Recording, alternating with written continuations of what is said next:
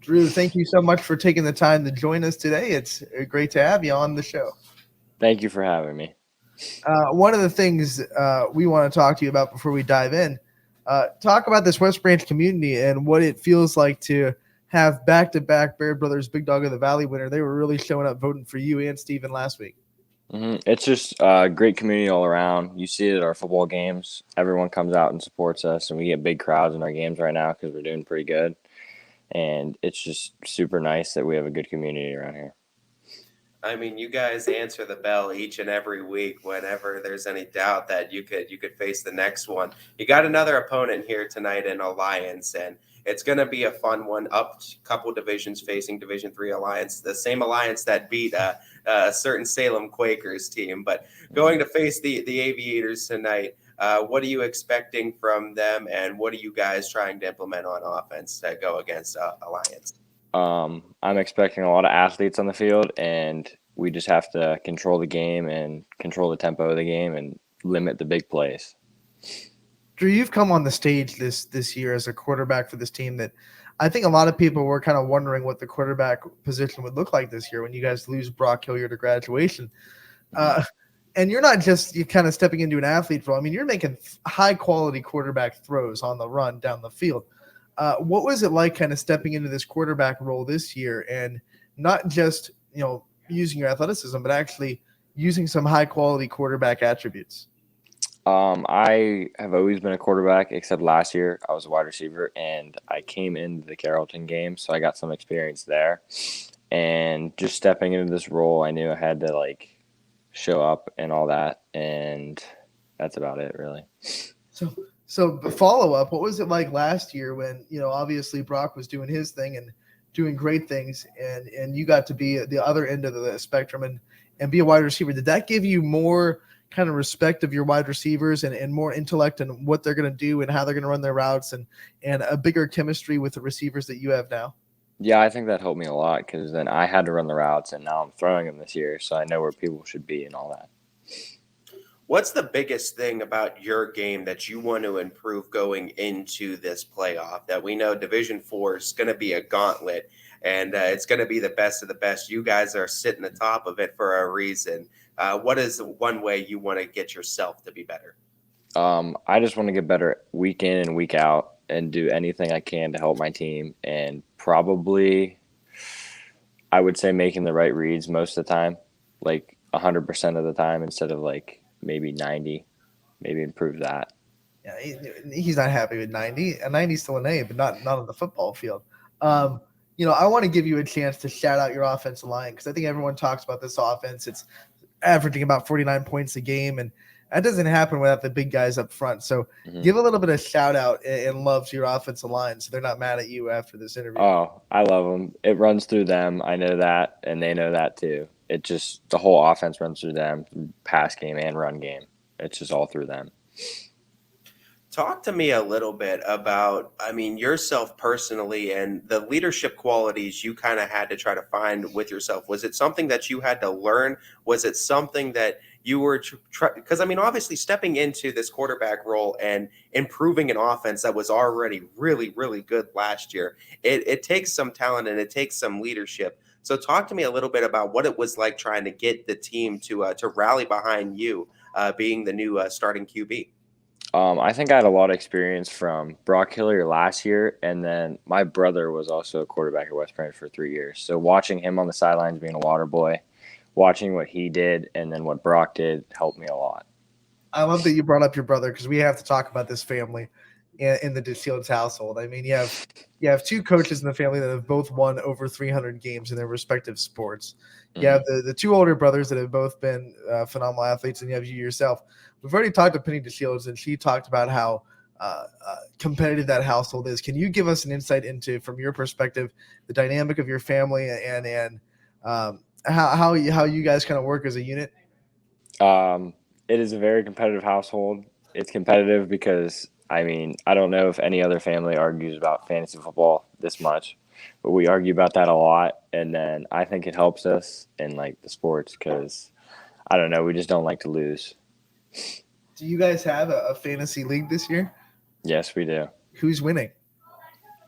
Kip is winning right now. Oh He, man, we do a 2-quarterback league. He has Patrick Mahomes and Josh Allen, and then Cooper Cup's been going off for him right now. So stick with my homies out there.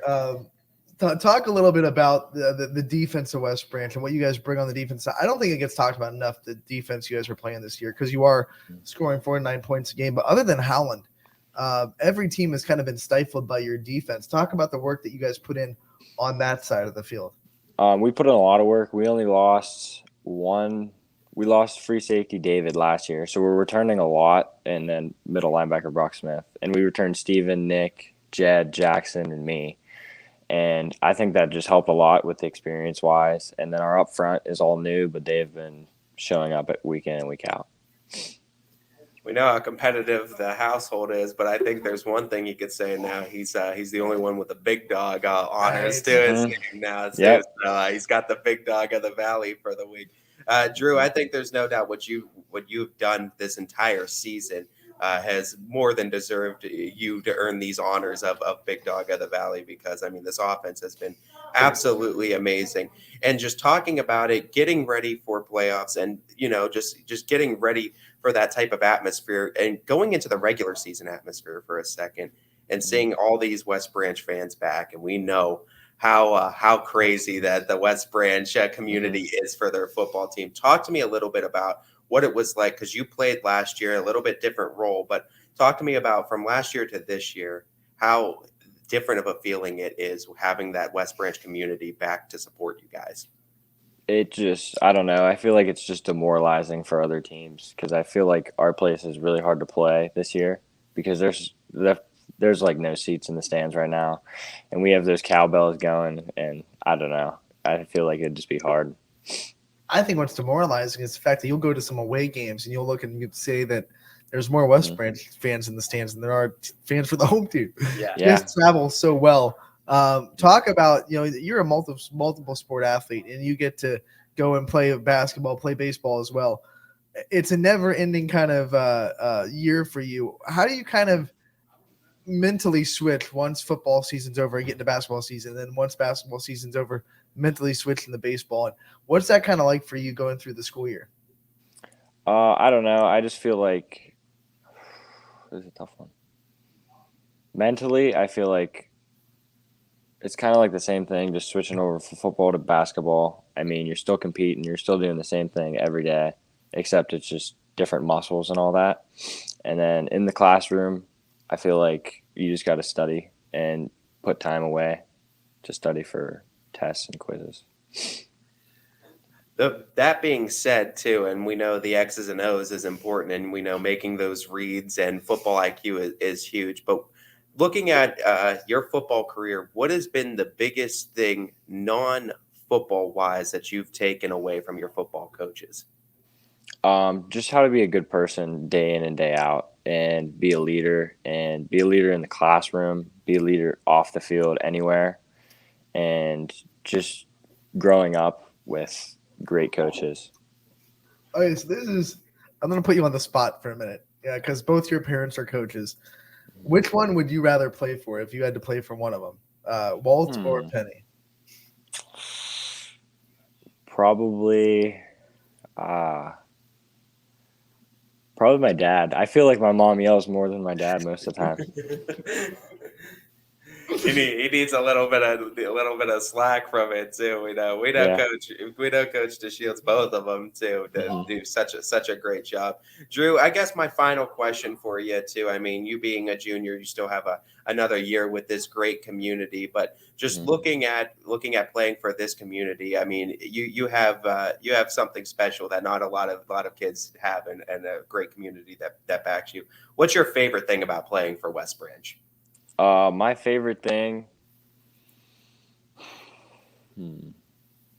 My favorite thing is probably all the fans that just come and support, like anywhere. Basically, we were down in Woodridge and the stands were still packed somehow. I don't know how they do it, but I just love them for that. All right, before we let you go, last question. Talk about what it's like to, oh my gosh, I just lost my train of thought. Talk for a minute. I am so sorry. What do you want me to The question is, whoop. right out the window. It's Friday. Oh, I was going to ask you about the school and the memories in school. What are some of the things that you take from your teachers? Do you have a teacher that has impacted you in your high school career? Yes, I would say Miss Frame. She has been like a second mom to me. She's always helped me. She's always been there for me, and I just thank her for that.